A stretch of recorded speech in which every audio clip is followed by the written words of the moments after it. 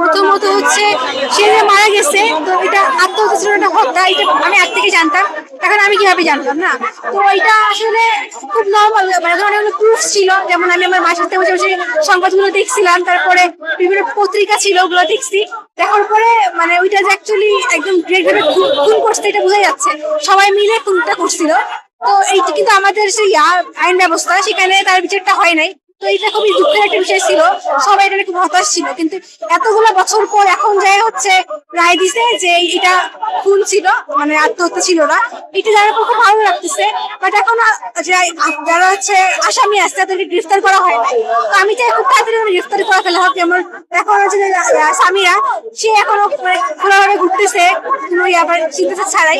আমি চাই তাদেরকে গ্রেফতার করা হোক। আরো যে আসামিগুলো ছিল, আজিজ মোহাম্মদ ভাইডন, ওদেরকে করা হয়, গ্রেফতার করা হয়, দ্রুত যেন এই বিচারটা করা হয়, এটাই আমি চাই।